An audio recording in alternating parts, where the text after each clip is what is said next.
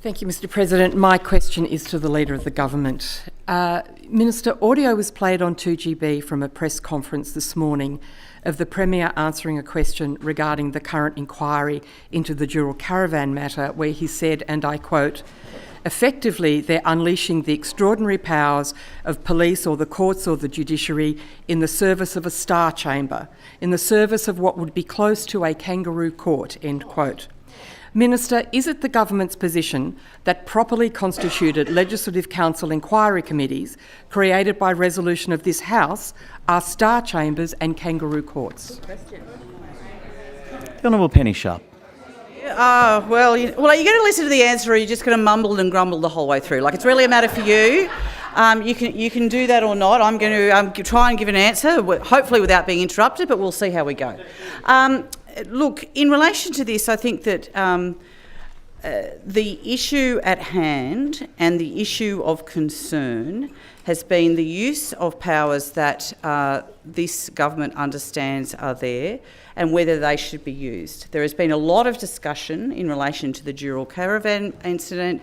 I will not go into a lot of the detail in relation to this, but suffice to say that from this side of the House, the idea that you would use police to arrest staff, that you would then place them in a jail cell to attend a committee is not something that we... And just to be clear, that is the advice that we received, that was what was going to happen in relation to this. So just if those are on that side of the House that are happy to do that, that's fine. Point of order has been taken. Right. The Honourable Courtney Houssos. I'm going to take a point of order. This is a very serious matter. The Leader of the Government indicated at the outset that she would like to provide a considered answer to it, and the members of the opposition are continuing to interject and provide a running commentary. So I would ask that you call them to order to allow the Leader of the Government to provide a considered answer. Thank you. Look, I think that all questions that are asked in this place in question time are serious, and all should be given the due consideration of being heard in silence. And I ask that that happens on this occasion with the Leader of the Government. Thank you. So I make the following observations. Of course, the government understands the rules and in relation to the Parliamentary Evidence Act and those that are being executed. We have a significant disagreement in relation to how those have been used, but that has now come to an agreement. The point that I would make is the following. Those that did not turn it to a summons have reasons in which they've did that, and they pursued all of the different views in which they did, which marks a very different view from those opposite, where Charlie Perrottet went on the run, where Christian Ellis was hiding in a swag outside of... Point of order has been taken. The Honourable Damien Tudorhope. A point of order has been taken. Order. Well, just in relation to point of order has been taken. The Honourable Damien Tudorhope. The question related to whether the Leader of the Government agreed with the characterisation of a committee of this House as a star chamber or kangaroo court. That's what the question goes to. We can have a serious disagreement about the evidence which is potentially before that committee, but it is the characterisation of that committee as a kangaroo court or star chamber. I am not going to require the Leader of the Government, nor can I, to answer a question a specific way, whether that be, for example, with a yes or a no or anything like that. I won't do that. The question was was asking the Leader of the Government's position on the view about properly constituted Legislative Council inquiry committees, and there were some other suggestions about potential issues that could have been part of that. The Leader of the Government is directly addressing that view, and she has the call. Yes, never like it when you actually have to turn the light on yourselves. The point that I would make here... Order. They did not. Okay, they did not receive a summons because they went on the run. Because we could not find Virginia Ellis. Because we could not find Christian Ellis. Because he was hiding in a swag outside of Wagga Wagga. Charlie Perrottet skipped the jurisdiction. This is all fine. Order. There are too many interjections now. The point here is that our staff reserve the right to look at all of their options in relation to what is a very serious matter and is a very serious use of the coercive powers that this House has. And I would note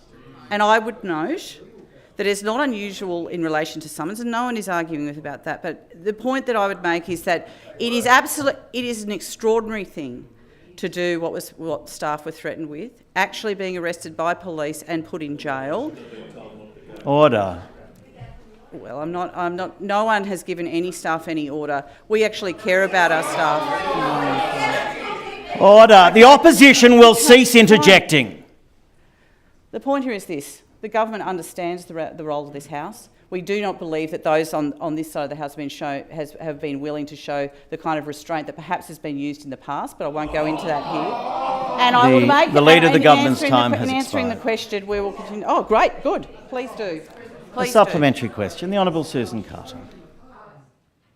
Supplementary question to the Leader of the Government. Is it the view of the Government that it is in fact an extraordinary measure to decline invitation after invitation after invitation to attend a committee of this House, so that that committee is then required to have a summonses issued for those witnesses to attend, and then an extraordinary measure for those witnesses to refuse to answer the lawful summons? The Leader of the Government. A matter for committees, and they have been executed in a whole range of different ways, in a whole range of different circumstances, and that is actually part of it, and of course there's no quibble about that. It is an extraordinary thing to basically want to punish staff because you can't get to the ministers in the lower house in relation to this, which those opposite have been very clear about, and we'll continue to argue about those things, and we'll continue to do that. The staff have looked at the issues in relation to them, not under direction for them, and we have come to an agreement. Because those are still so upset about that, I mean, it sounds like to me that you actually wanted them arrested, which is just outrageous. The point here is that these are very difficult matters that in previous times I would suggest perhaps had been thought about in a more circumspect way, but we are here, we are where we are. Second supplementary, Ms Sue Higginson. President, could the Minister please elucidate that part of her answer where she claimed to the chamber that no instruction was given to the staff, if she could elucidate what she meant by that? The Leader of the Government. Answer. Thank you. The Leader of the Government. An extra 5 minutes, great. Question time is over. You can do it all again tomorrow. If you've got any further questions, I suggest you put them on the answer paper. Thank you.